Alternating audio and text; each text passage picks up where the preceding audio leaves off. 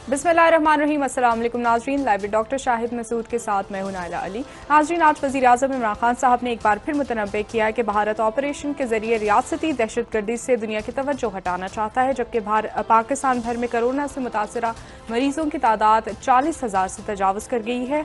और शिबली फराज साहब ने आज प्रेस कॉन्फ्रेंस करते हुए गवर्नर राज से मुतल्लिक मीडिया में गर्दिश करने वाले खबरों की तरदीद कर दी है। समेत दीगर अहम मौज़ूआत हैं जिन पर बात करेंगे। हमारे साथ स्टूडियो में मौजूद हैं डॉक्टर शाहिद मसूद।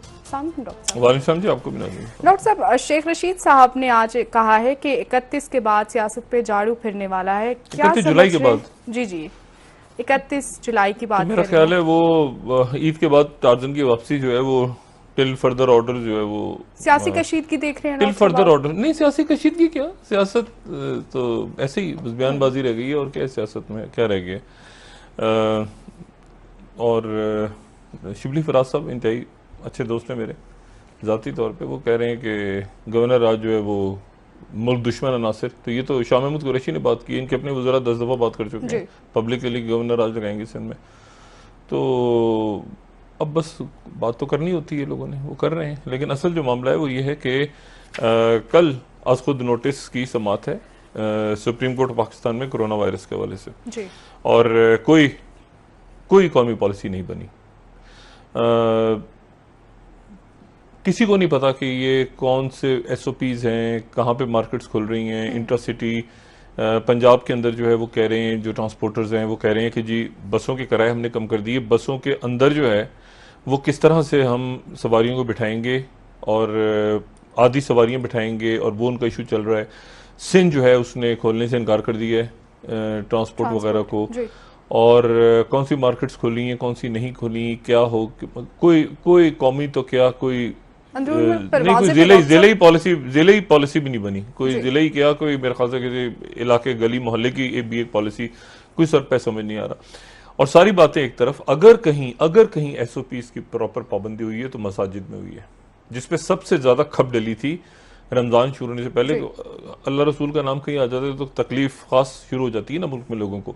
मतलब बाजारों में, सड़कों पे कोई ऐसी SOP माने ना माने, जो इस दौर में भी, इस वक्त भी, अगर सबसे ज्यादा आप याद करें रमजान के आगाज से पहले तो कितनी खप डली थी कि मसाजिद में क्या होगा क्या नहीं। मसाजिद ने तो SOPs को अपने इत्तिकाफ के हवाले से, नमाजों के हवाले से, तरावी के हवाले, कहीं आपने देखा कि वो कोई बात ऐसी हुई तो पकड़ के उलमा को जेलों में डाल देते। लेकिन किसी ने कोई बात नहीं हुई वहां पे। और बाकी आप पूरा मुल्क देखें तो फिर उसके बाद जो है, और ये आखिरी अशर शुरू है और अभी तक इत्तिकाफ का भी कुछ नहीं पता। बहरहाल ये कल देखते हैं कि कल सुप्रीम कोर्ट क्या इस पे क्या बात करती है और क्या नहीं करती। 41,152। और स्पेन में आज जो है वो पहली दफा 2 महीने के बाद ये हुआ है कि 100 से कम वहां पे 97 अमवात हुई हैं। और भारत में जो है वो 31 तारीख तक मुकम्मल लॉकडाउन जो उनका चल रहा था, जैसा भी चल रहा था, जो भी उनका लूला लंगड़ा, क्योंकि वहां पर भी वो 100% तो पॉसिबल नहीं है भारत में। लेकिन उन्होंने चूंकि चेन्नई के इलाके में, मुंबई में, नई दिल्ली में केसेस मौजूद हैं और बढ़ रहे हैं वहां पे, और तो इसलिए उन्होंने लॉकडाउन को एक्सटेंड कर दिया है 31 मई तक।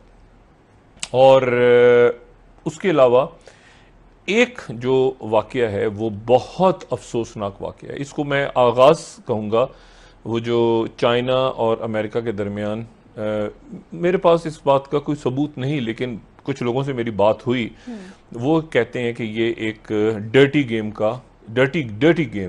जो है, अगली गेम का आगाज हुआ है। हुआ ये है कि इजराइल जो है उसका टिल्ट हो गया था मुकम्मल तौर पे चाइना की तरफ, मुकम्मल तौर पे तो नहीं, काफी हद तक। और वहां पे सेक्रेटरी पोम्पियो गए थे। वहां हाइफा के अंदर, मैंने पहले भी बात की थी कि हाइफा में जो बंदरगाह है, वो बंदरगाह उन्होंने दे दी 25 साल के लिए चाइना की कंपनी को। और उसके बाद सोरेक, उनका एक वाटर प्लांट है, वो भी चाइना के पास चला गया इजराइल में।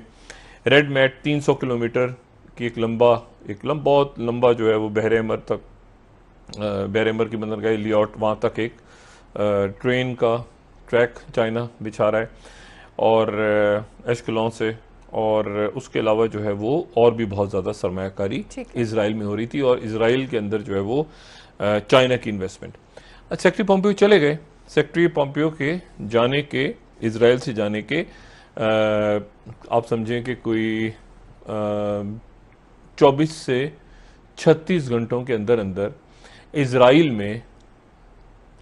में चीन के जो सफ़ीर हैं द्यूवाई, वो अपनी रिहाइशगाह पे मुर्दा पाए गए। अच्छा, ये 57 साल बड़े एक ज़बरदस्त किस्म के डिप्लोमेट, चाइना के सफ़ीर इजराइल में जी। ये मुर्दा पाए गए।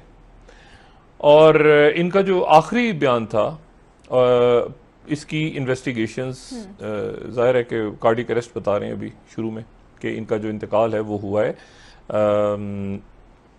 दिल मतलब कार्डियक अरेस्ट से, लेकिन इसकी बड़े पैमाने पे तहकीकात शुरू हो गई हैं चाइना की तरफ से भी और बाकी मुल्कों की तरफ। ये मतलब बहुत ही एक अजब सी बात है कि चीन का सफ़ीर जो है इजराइल में, वो उसको इस तरह से उसकी डेथ हो जाए।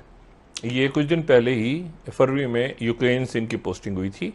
यूक्रेन से ही गए थे इजराइल और बहुत एक्टिव थे, और वहाँ पे अमेरिकन्स ने जब बात की 2-3 रोज पहले सेक्रेटरी पोम्पियो ने, तो इन्होंने बहुत सख्त जवाब दिया।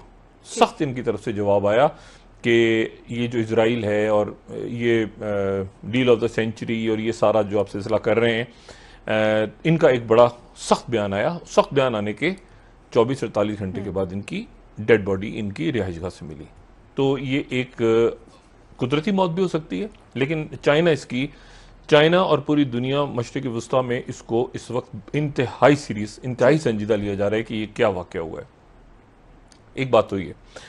दूसरी जो बात है वो ये है कि इंडिया और पाकिस्तान की सियासत के हवाले से भी ज़रा बात करता हूँ, लेकिन 2-3 मेरे ख्याल से 2 हफ्ते से तकरीबन हम ये बात कर रहे हैं, काफ़ी दिनों से बात कर रहे हैं कि चाइना और अमेरिका के दरमियान तलखी बढ़ रही है।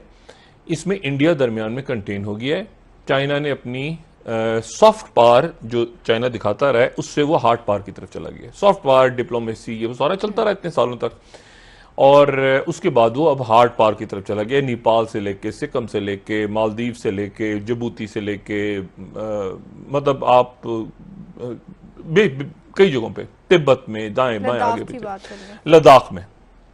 अच्छा, अब मामला ये हुआ है कि 2 रोज पहले इस प्रोग्राम में मैंने बात की थी कि किल चेन के नाम से किताब आई है, और उस किताब के अंदर ये कहा गया है कि, और वाशिंगटन पोस्ट में डेविड इग्निशियस ने उसके ऊपर एक पूरा आर्टिकल लिखा, और ये कहा कि जी अगर कोई लड़ाई हुई, और मैंने साथ ही ये भी बताया कि ये पेंटागन से बड़े इंटरलिंक्ड हैं। ये जो बात कर रहे हैं, मैंने उस दिन भी बात की थी कि जो बात कर रहे हैं उसको सीरियस लिया जाए, इसलिए कि ये किल चेन जो है ये किताब नहीं है, ये आप समझेंगे ये पेंटागन बात कर रहा है, ये मैसेज है पेंटागन की तरफ से। खैर, वो बात मैंने कह दी। उसके बाद ये हुआ कि उससे साथ ही फिर कल के प्रोग्राम में गालिबन हमने बात की थी कि जो स्पेशल फोर्सेस कमांड है, जो सबसे ज़बरदस्त अमेरिकन आर्मी के अंदर जो उनके कमांडोज हैं, जो स्पेशल ऑप्स हैं, और जो कि ईरान के अंदर जो फेल्ड ऑपरेशन हुआ था ईगल क्लॉज के बाद उनको बनाया गया था, तो उनके जो कमांडर रिचर्ड क्लार्क, उन्होंने कहा कि अगर हमारी जंग हो गई पैसिफिक में, तो हमारे ऊपर मतलब साढ़े ते ना रही हो, मतलब स्पेशल ऑप्स में ना रहना, मतलब कुछ और करना, नेवी के मत्थे डालना, कोई एयरफोर्स के मत्थे डालना, कोई उनकी जो साइबर कमांड बन रही है उसके मत्थे डालना, किसी के मत्थे हमारे मत्थे मत डालना कि हमारे लोग जो हैं वो पैराट्रूपर कूद रहे हैं वहां पे पैसिफिक के अंदर और धड़ करके नीचे गिर रहे हैं। तो उन्होंने ये बात की, लेकिन उसके बाद एक अजब मामला हुआ। कोई पिछले मेरा ख्याल है, इसको टाइम में कैसे कहूं, ये कोई कल रात ही कहा जाएगा इसको, या अर्ली मॉर्निंग कहा जाएगा। पेंटागन की एक हर साल रिपोर्ट बनती है, पेंटागन की अपनी, अभी कोई किताब नहीं है, ये कोई तकरीर नहीं है, ये कोई आप समझें कि कोई आर्टिकल नहीं है, ये कोई ओपिनियन नहीं है किसी का। पेंटागन की रिपोर्ट जो इस साल की जो रिपोर्ट है, इस साल की रिपोर्ट यानी 2020 की, चाइना के हवाले से वो रिपोर्ट जो है वो मीडिया में लीक हो गई, पूरी दुनिया की मीडिया में लीक हो गई। पूरी दुनिया की मीडिया से मुराद है कि चंद मीडिया जो इंपॉर्टेंट है वहां पे लीक हो गई, और पेंटागन की रिपोर्ट उधर चलाएंगे हम, उसको प्ले करेंगे। पेंटागन की, ये पेंटागन है, ये किताब नहीं है ना कोई स्पीच है। पेंटागन की रिपोर्ट अभी चंद हफ्ते के बाद ऑफिशियली रिलीज होना था, लेकिन वो पहले लीक हो गई पेंटागन के अंदर से। जी जरा दिखाइएगा प्लीज।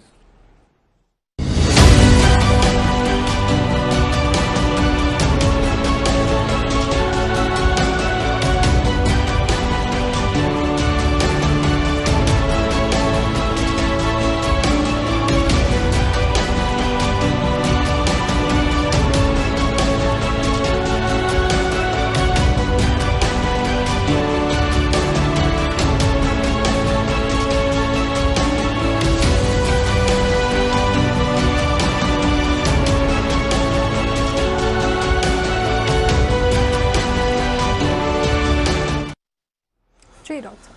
अच्छा, अब ये मेल से लेके, संडे टाइम्स से लेके, न्यूयॉर्क टाइम्स से लेके, वॉशिंगटन पोस्ट से लेके, और ऑस्ट्रेलिया के अखबारात से लेके, और पूरे मिडिल ईस्ट का मीडिया, ये यकीनन पाकिस्तान के अखबारों में भी कल आ जाएगी।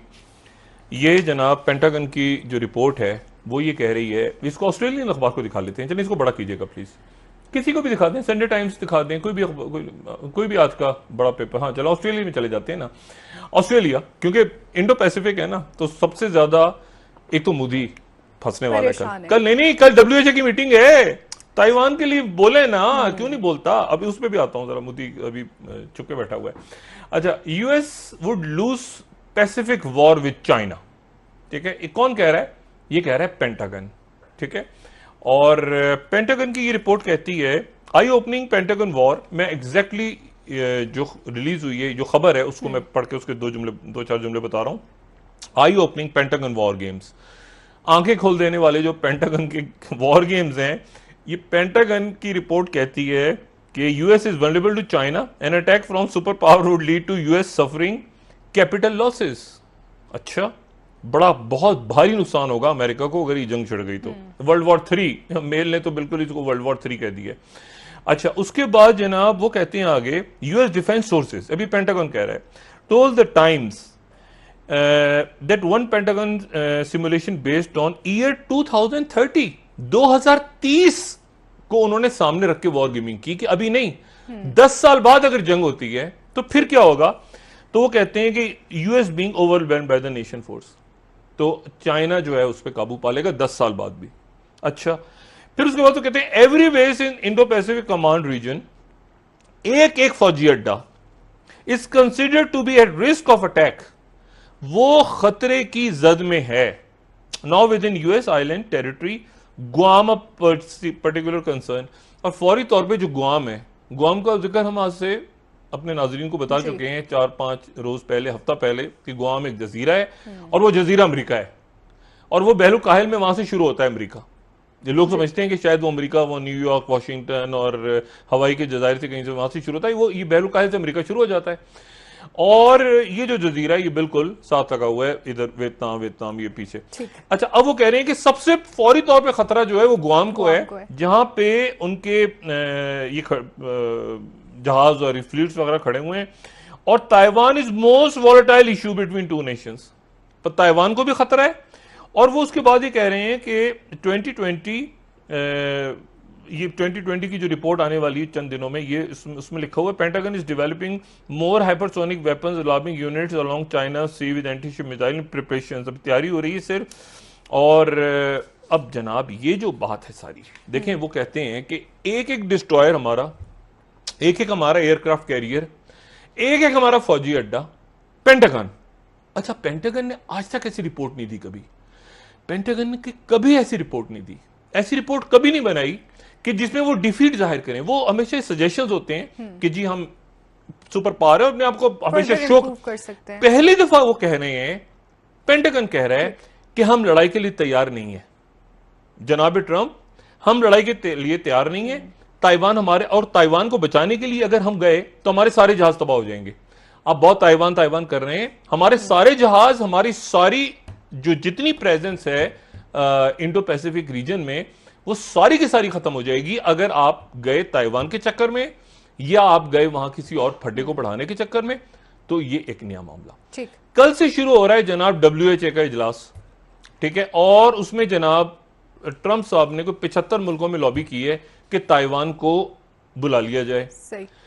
ऑस्ट्रेलिया ने बात की थोड़ी सी, उनको चाइना ने शटअप करवा दिया। उसके बाद थोड़ी सी न्यूजीलैंड ने बात की, उनको भी चाइना ने। अब रह गया वो क्वाड। एक क्वाड नामी चीज बनी थी जिसमें था इंडिया, जी। ठीक है ना, इंडिया जापान। भाई इंडिया इधर है ना, इंडो पे बार बार कहता हूं कहां छुप किधर गया है मोदी, कहां है मोदी को सामने लाओ, हाजिर किया जाए मोदी। ओ भाई आप अमेरिका के अलाई हैं, वो कह रहे हैं कि ताइवान को मानो, आप ताइवान को मान नहीं रहे। अच्छा कल इजलास हो रहा है, मैंने कुछ देर पहले पूछा अपने कुछ लोगों से इंडिया में, मैंने कहा अरे क्या करने जा रहे हैं आप लोग ताइवान पे? कहते हैं वो फंसे हुए हैं इस वक्त हम लोग, और अगर तो वोटिंग का मामला है ना उस वक्त एन वक्त पे डिसाइड होगा। ये तो चले हो गया रौला एक। अब जरा इंडिया को देखें, इंडिया की पोजीशन क्या है जनाब। मोदी साहब ने एक डांट जब उनको पड़ी ट्रंप से, क्यों है मोदी, ये हाइड्रोक्सीक्लोरीन जो है फौरी तौर पे भेजो, फौरी तौर पे हाइड्रोक्सीक्लोरीन भेजो अमेरिका। मोदी ने कहा अच्छा मैं भेजता हूं। मोदी ने भेजी, बड़ा करें जरा, ये अजीब कमाल हुआ है, कमाल पे कमाल होता जा रहा है ये इतना। We are living in interesting times. अब जनाब पता चलता है कि वो मोदी जो हाइड्रोक्सी क्लोरोक्विन भेज रहा है, वो हाइड्रोक्सी क्लोरीन जिस जो दवा के जो उसके अंदर जो अज्जा होते हैं उसके केमिकल्स, वो 68%, 68% वो चाइना से आते हैं इंडिया। ठीक, यानी इंडिया चाइना से इंडिया आते हैं, इंडिया में हाइड्रोक्सी क्लोरोक्विन बनती है, और क्लोरोक्विन अब वो जनाब सीएनएन ने आज भांडा फोड़ दिया। वो सीएनएन कह रहा है कि corona virus expose the US alliance of India for generic drugs but that supply chain is ultimately control by China. 68% hydroxy chlorine के जो भी अंदर उसके मसाले होते हैं वो चाइना से आते हैं। अच्छा बनती इंडिया में। अब अगर इंडिया चाइना वहां से रोक दे हाइड्रोक्सी क्लोरीन के ये जो इंग्रेडिएंट्स हैं, तो यहां पर ये देखें आप जरा, as people started hoarding it India reportedly make 70% of world supply. वो 68% वाला तो दिखाइएगा अगर हमारे पास है तो। अच्छा 68% का मतलब ये है, ये देखें, India gets around 68% of its raw materials. ओ भाई 68% चाइना से लेते हो, 2 नंबर लोग हैं ये, वहां से लेते हैं उसके एक्टिव फार्मास्यूटिकल इंग्रेडिएंट चाइना से, और फिर उसके बाद इंडिया में तैयार होते हैं और इंडिया आगे भेज रहा है। ये क्या तमाशा है? अच्छा वहां ट्रंप सोच रहा होगा कि एक मिनट ठहरो, ये क्या है?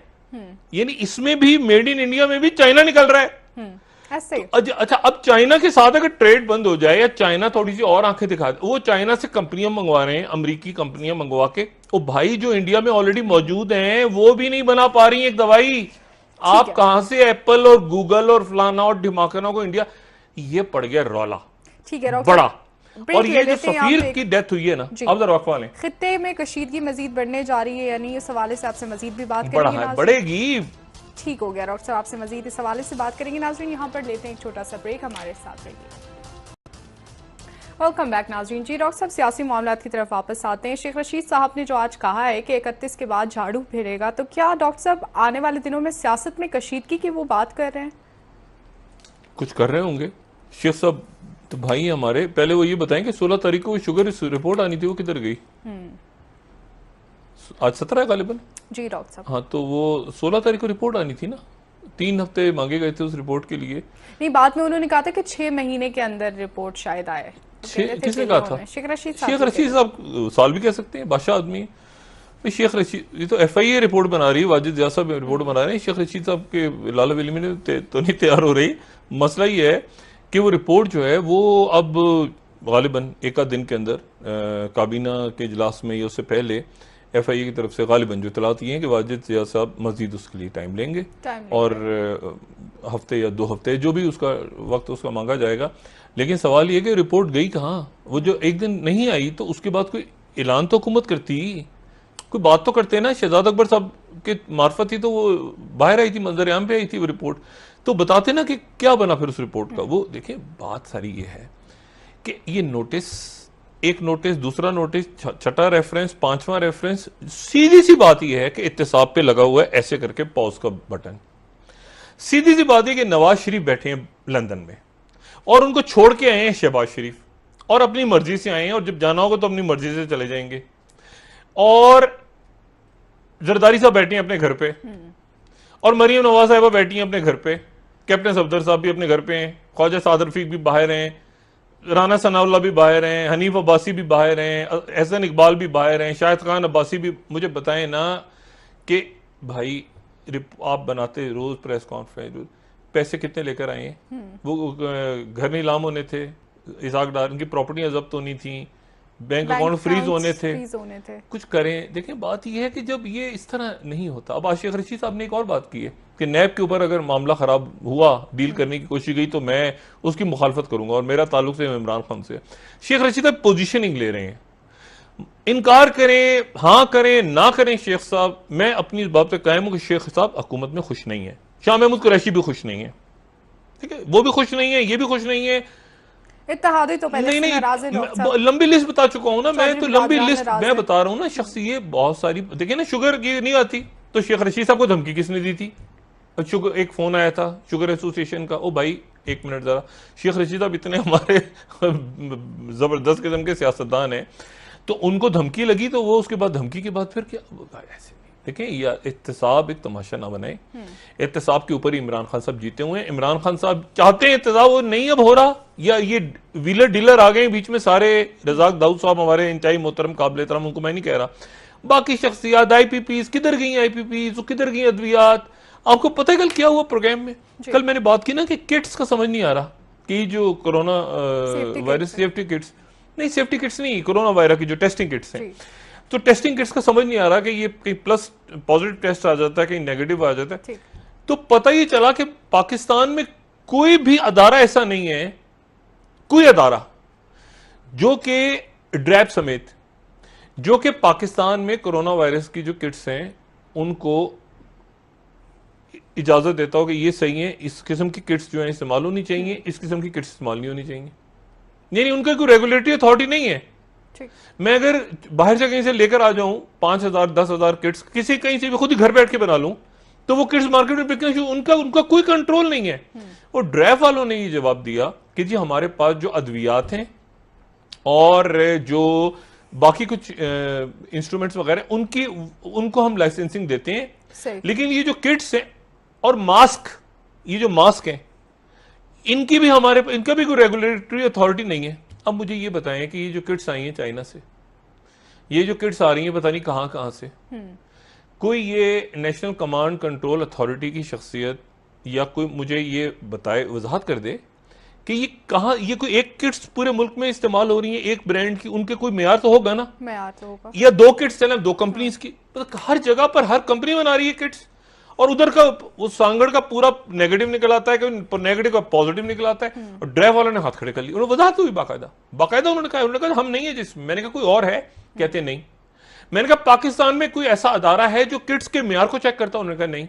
तो मैंने कहा खुलेआम किट्स बिक रही हैं, ये कोरोना ये कोविड किट्स? उन्होंने कहा जी अभी तक तो हमारे पास ये इत्तला है। खुलेआम एक, मतलब अरे यार कमाल हो गया, मतलब आप एक दवाई भी देते हैं बेचते हैं, या कोई टेस्ट, कोई भी टेस्ट होता है उसको कोई मेयार होता है ना, ब्लड टेस्ट करवाते हैं आप उसके, इसके डॉक्टर साहब ये तो है भी इतना सेंसिटिव नहीं, इसका कोई इसको कोई रेगुलेट नहीं कर रहा पाकिस्तान में। इन किट्स को कोई रेगुलेट नहीं कर रहा। पॉजिटिव नेगेटिव बना दें, नेगेटिव पॉजिटिव बना दें, एक ही वक्त में एक ही सैंपल निकालें और दो किट्स में डाल दें, तो एक में पॉजिटिव आ जाएगा नेगेटिव आ जाएगा, उसको कोई। अब इसमें उम्मीद है कि कोई ना कोई जवाब आएगा इनकी तरफ से। ये कोई काम धंधे की बात करें, ये अजीबो गरीब किस्म के मेरे ऊपर इंकशाफ हुआ है कि किट्स की कोई रेगुलेटरी अथॉरिटी नहीं है पाकिस्तान में। हर नए रोज एक और नाअहली का इंकशाफ हो रहा है। नाअहली नहीं, ये पता नहीं नजरअंदाज हो गई है सबसे। चाइना से किट्स आ गई, चाइना से किट्स आ गई बहुत, 50 लाख हो गई। उनका कोई स्टैंडर्ड तो होगा ना भाई। एक चाइना से आ गई, एक स्पेन से आ गई, एक वियतनाम से आ गई, एक टम्बकटू से आ गई, कोई मेयार होगा ना कि ये उनकी रिक्वायरमेंट है किट्स की, किट्स को ऐसा होना चाहिए। कोई रेगुलेटरी अथॉरिटी नहीं है, यानी कोई किट्स आ गई, बस आ गई, ठीक होंगी, दिए किसी ने तो ठीक होंगी। अच्छा इंडिया में भी ये हाल है, ये कई मुल्कों में, वो स्पेन में, इटली में तो बाद में पता चला था किट्स 2 नंबर निकलाई थी। तो हमने क्या कोई किट्स का मेयार नहीं रखा हुआ कि ये हम अगर किसी को पॉजिटिव बना रहे हैं या नेगेटिव करके भेज रहे हैं तो उस किट का क्या मेयार है? नहीं वो आई है बस ठीक है, थैंक यू, शुक्रिया, बहुत अच्छा, ठीक ही होंगी, लगानी शुक्र थी। लोगों का टेस्ट करवाए जा रहे हैं 3 महीने से, और आज बता रहे हैं कि उसका तो कोई रेगुलेटरी अथॉरिटी नहीं है। अच्छा, जो पाकिस्तान के अंदर मैंने पूछा बन रही है, कहते हैं हाँ। मैंने कहा उनको तो कोई रेगुलेटरी अथॉरिटी हो, कहते हैं नहीं, वो बस वो असल में मेडिकल के दायरे में नहीं आती किट्स। सही। क्या है मेडिकल के दायरे में किसकी कोई इसका कोई इसको कोई रेगुलर। अब बस अब मेरा ख्याल, उम्मीद करता हूं कि कल या परसों तक ये इसका कोई जवाब आ ठीक है जाएगा। डॉक्टर साहब, एक तो ये मसला है, ऊपर से सियासत में जो ऑपोजिशन जमाते हैं वो भी गिला करते नजर आ रहे हैं, और आज पीटीआई में फिरदौस आशिक अवान साहिबा ने कहा है कि मेरा इस्तेहसाल किया जा रहा है, और जो काली भेड़े मौजूद हैं पीटीआई में उनका नाम लिया है। कौन सी काली भेड़े हैं? नाम तो नहीं लिया डॉक्टर साहब, उन्होंने सिर्फ कहा है कि काली भेड़े। बात ये फिरदौस आशिक अवान साहिबा, उनका नाम लें तो उनके भी डिस्कशन हो। वैसे है बात तो सही कि बहुत सारी काली भेड़े हैं, और काली भेड़े जो है वो, लेकिन डॉक्टर साहब अभी याद आया नहीं, काली भेड़े, भेड़ काली होने में क्या फर्क है वैसे? मतलब कि काली भेड़ को गाली है क्या? उसका रंग काला है, स्याह फार्म है, ये तो इसमें तो अमेरिका वगैरह में इस तरह की बात नहीं कर सकते आप। काली भेड़, सफेद भेड़, ये तो कानून नाफिज हो जाएगा। लेकिन बात यह है कि वो तो, मुझे तो पता ही नहीं सफेद भेड़ें बची कौन सी हैं पीटीआई में। सारे के सारी वो सब के सभी, आपको पता है वो उस्मान बुजदार साहब को मैं कई दिनों से कह रहा था कि उनके भाई ने इल्जाम लगा दिए कि पता नहीं साहिवाल के अंदर कितने अरब खरब के वो जालसाजी हुई है, ये हुआ है, वो हुआ है। उन्होंने फूफा के ऊपर अपने या किसी रिश्तेदार पर इल्जाम लगा दिया, डीपीओ, सीपीओ, डीपी, पता नहीं किसके ऊपर क्या वो फटेबाजी चल रही है। इमरान खान साहब अपने आप को निकाल लें इस पूरे मामले से। अब जनाब आज तो खैर कोई भी नहीं आया। आज की प्रेस कॉन्फ्रेंस हुई है किसी की? नहीं डॉक्टर साहब, आज असद उमर नहीं है, नहीं, जफर मिर्जा भी नहीं है। नहीं डॉक्टर साहब, तो शिबली फराज क्या बना वो कमांड बोले, हाँ नेशनल नहीं, शिबली फराज साहब तो, शिबली तो फराज साहब तो कोसने आए थे ना। इजलास नहीं था आज। शिबली फराज साहब बड़े नफीस आदमी है, लेकिन मुझे पता है कि शिबली फराज साहब जो हैं वो कहते हैं कि मुल्क दुश्मन अनासिर गवर्नर खुदा का वास्ता पिछले साल चले गए थे कराची गवर्नर राज लगाने के लिए, और अभी शाह महमूद कुरैशी साहब हमारे कैसे मुल्क दुश्मन तो नहीं है ना, अच्छे आदमी है, तो वो कैसे उन्होंने बात की सिंध की तरफ आ रहे हैं। तो सिंध पे वो क्या मतलब, सिंध की तरफ क्या वो जहाज में बैठ के आने की बात कर रहे थे? ने भी आज सिंध पे तनकीद की डॉक्टर साहब। नहीं, वो तो ट्रेन के ना, वो तो ट्रेन का मसला है ना, सिंध नहीं मान रहा। अब पंजाब से ट्रेन खोलने की बात, वो फैसला अजीब रौला है ना। वो यहाँ से शेख रशीद साहब कह रहे हैं कि मेरे ईद से पहले ट्रेनें चलनी चाहिए। अच्छा, ट्रेनें चलनी चाहिए और एसओपी बना के चला दें ट्रेनें, क्यों इसमें इशू नहीं है? इशू तो देखिए ना, ट्रेन के अंदर कोई इशू नहीं है एसओपी बनाना। लेकिन मसले है कि सिंध कह रहे हैं कि नहीं, वो सिंध कह रहे हैं कि हमारे ऊपर इतना बर्डन आएगा तो हम इसको नहीं ले। तो अब बात एक उम्मीद रह गई है, वो है कि सुप्रीम कोर्ट क्या फैसला करती है। कल सुप्रीम कोर्ट को इनको आखिरी देखें, चंद रोज रह गए हैं, लोग परेशान हैं, सामान लेकर आते हैं दुकानों पे, सामान वो पुलिस बंद कर, फिर नया एसओपी आ जाता है, फिर उधर से उधर आ जाता है। हफ्ता रह गया ईद में, और ये अभी तक ना कोई यानी खोला है। तो एसओपी तो बना दिए ना, एसओपी पे इम्प्लीमेंट कौन करेगा? कीमतें जो है वो जहां तक पहुंची हुई थी चीनी बहरान के दौरान, वो चीनी बहरान खत्म हो गया, कीमतें बढ़ती जा रही हैं। जी डॉक्टर साहब ब्रेक ले लेते हैं। ये इमरान खान साहब को गवर्नेंस का प्रॉब्लम, और इस गवर्नेंस के साथ जो मैं पहले बात कर रहा हूं ना कि ये गवर्नेंस का इशू और बढ़ेगा, क्योंकि साथ साथ आपने ये कोविड से भी कर रहे हैं और लॉकडाउन नरम कर रहे हैं ना। आज तो ये भी कहा जा रहा था कि हुकूमत की जानिब से आटा मिलों पर भी छापे का इंकशाफ हुआ है, और कहा जा रहा है कि गंदम का हदफ पूरा करने के लिए अलीम खान साहब बोरियां उठाते नजर आए, छापे वापे मारे उन्होंने जाके। ब्रेक ले लेते हैं। रिपोर्ट किधर है? आईबीपीएस के हवाले से भी आपसे बात करेंगे, वापस आएंगे नाजरीन ब्रेक से। सियासी मौज़ूआत पर डॉक्टर साहब से मजीद भी बात मोदी, हाँ इंडिया में आप जरा उठा लें, ठीक हो एक नया किस्सा वहां पे छिड़ रहा है। नाजरीन एक ब्रेक ले लेते हैं, हमारे साथ रहिए। वेलकम बैक नाजरीन। जी डॉक्टर साहब, सियासी मामलात पर बात करते हैं। जो हम ऑपोजिशन जमातें तो गिला करती हमें नज़र आ रही हैं, लेकिन जो ऑपोजिशन हुकूमत के अंदर जो शख्सियात हैं वो भी नाराज़ हैं काफ़ी। चौधरी बिरादरान जो कि इत्तेहादी हैं वो भी नाराज़ हैं। आज फिरदौस आशिक अवान साहिबा ने भी बयान दिया है। क्या हालात मजीद ईद के बाद कशीदा होने जा रहे हैं डॉक्टर साहब, आप समझते हैं? ईद से पहले अल्लाह करे ईद खैरी से गुजर जाए। ये जो अफरा तफरी है, बाहर कोई कायदे कवानीन बन जाए अगर पूरे मुल्क में, तो लोगों के लिए सहल हो कि एसओपीज नहीं बन रहे और दिन ही कितने हैं, तो अल्लाह करे ऐसा हो। लेकिन एक और बात मैं आपको बताऊं, ये जो चाइना अमेरिका का जो फड्डा है ये कहां तक पहुंच गया है। ये यानी आप देखें कि कहां पर कैसे इसकी एक बड़े जबरदस्त प्रोफेसर इंपीरियल कॉलेज के नील फर्गूसन, अच्छा उन पे आज शदीद तनकीद है, बहुत तनकीद उन पे हो रही है। और वो ये हो रही है, ये वो है जो कि जिन्होंने मॉडल डिजाइन किया था, ये जो कोविड-19 का मॉडल, और ये उनके जो है वो काफी अरसे से काफी सीनियर उनके मैथमेटिक्स को जो बायोलॉजी के साथ आप जोड़ लेते हैं तो फिर उसके बाद ये उसमें कैलकुलेट करते हैं, मॉडल्स बनाए हैं इन्होंने 2008 में भी, उससे पहले भी। उनके बड़े सीनियर, इन्होंने 5 मई को इन्होंने, इस महीने की 5 मई पे इन पे तनकीद हुई थी। तनकीद ये हुई थी कि ये खुद जो है इन्होंने जो रूल्स डिजाइन किए उस पे इन्होंने खुद अमल नहीं किया। तो आज के अखबार भरे हुए हैं इनके ऊपर तनकीद से कि इन्होंने फेल मॉडल बनाया, देखे ना 5 लाख लोग मरने थे वो तो नहीं मरे, ये हो गया वो हो गया। अच्छा, अमेरिका में भी जितने उनकी मॉडलिंग सिस्टम थी उतनी नहीं गई, कई जगहों पे ज्यादा चली गई। तो मॉडल्स हैं।